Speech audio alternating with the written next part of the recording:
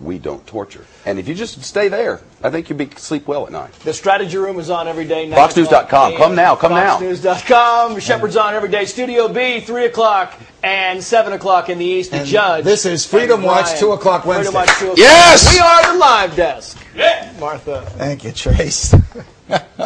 Shep, I got to go to Congressman Ron Paul. Thank you very much. Congressman Paul, hello. I know all your friends.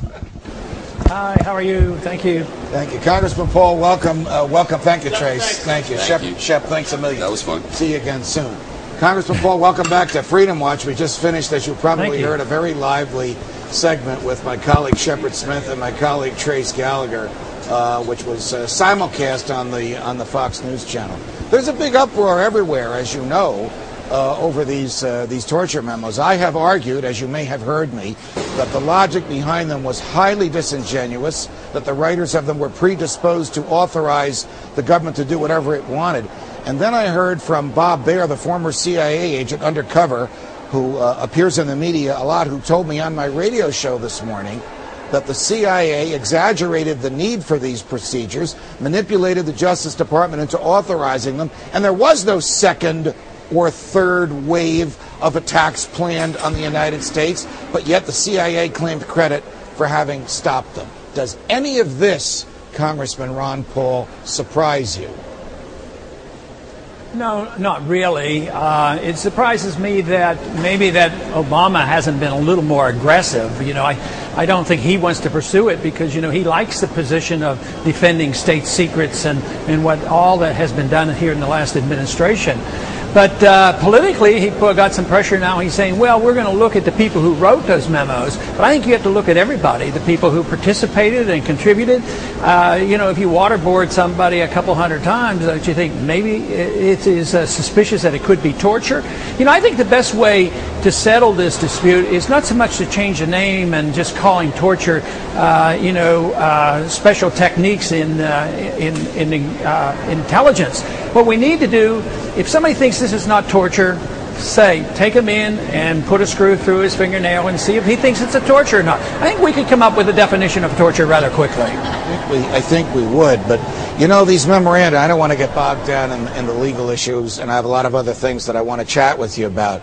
But the memoranda are so one-sided. They did their Orwellian best to redefine the terms and to say it's not torture unless it is a near occasion of death.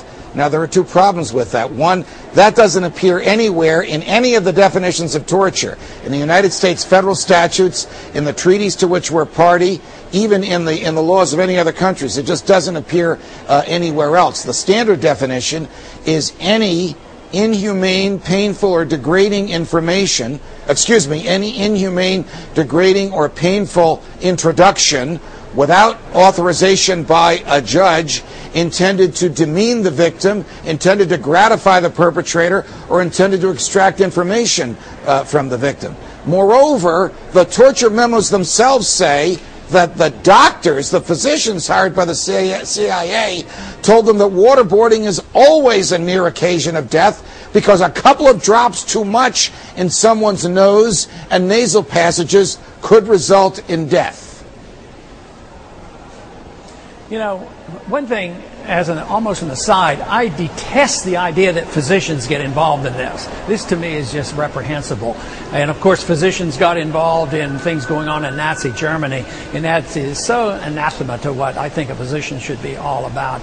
But this, allowed this to stand is something, by and say to the torturers, you can go a little farther, you have to stop now. Doesn't that violate the physician's oath of first do no harm? Yes. I think they should not be involved in anything dealing with death, whether it's abortion, electrocution, or, death penalties, or this type of torture. Physicians should stay away from it. But that's a reflection of our culture, unfortunately, in that we have been conditioned to accept this. But, even if 1 out of 1,000 people produce some information that they think is valuable, that can't be a justification. I don't think there is a practical benefit from this, and yet that's what they're hinging this on, that yes, we might get some practical benefit, but there's something else that drives people. You know, under these conditions, I think we lose our humanity.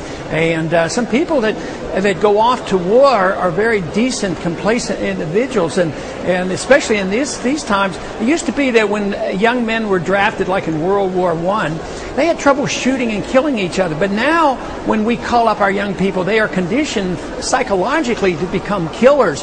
And yet, what happens when they come home? You know, they're all messed up. So something happens to us as a culture when we can condition our CIA agents to participate in this and not assume any responsibility. So I think what Obama's doing is very dangerous. He's condoning it.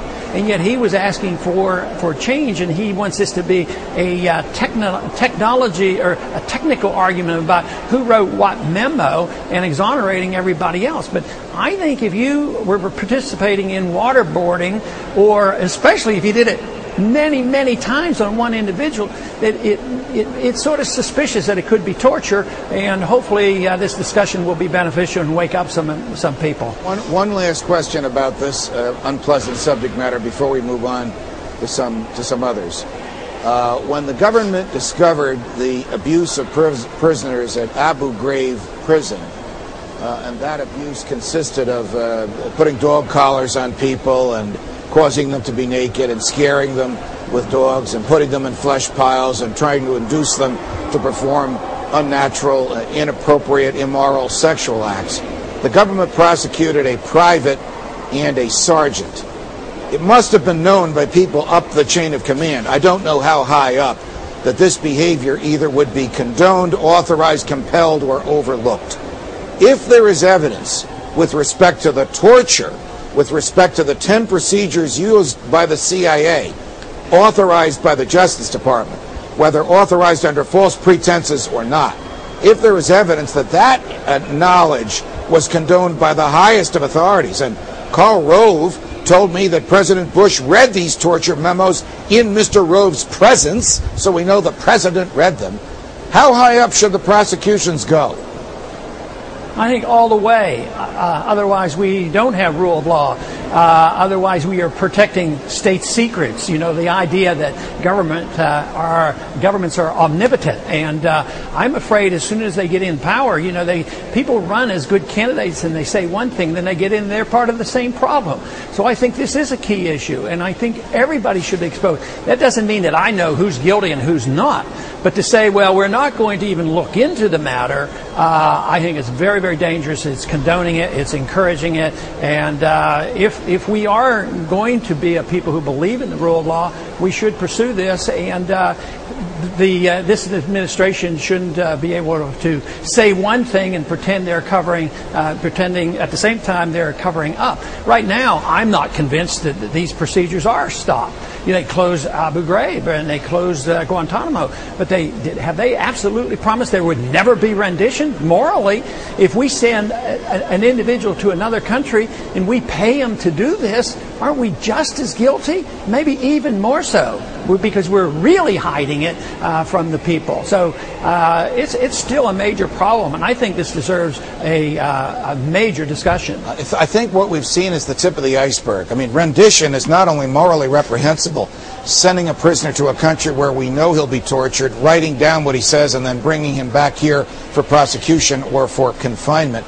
It's also specifically prohibited by the federal criminal statute, and yet the government has done it, and yet this government, President Obama, says that he will do it. Switching gears, everybody knows that the value of the dollar has gone down about 95% since the Fed was first came into power in 1913. There's never been an audit of the Fed. The Fed manipulates and destroys our economy through its infusions of cash and regulation, artificial regulation of the cost of credit.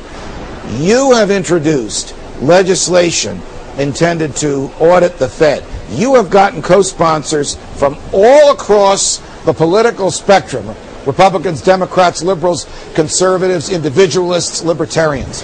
What is the chance that this will make it to the floor of the House, will be debated and voted on favorably? Probably better than any other bill I've ever introduced. And this is the proper step. But maybe that's not saying a whole lot. No, it is doing very well. After we came back yesterday from our 2-week break, I think we had 15 new people sign on. And somebody came up to me and he says, I signed on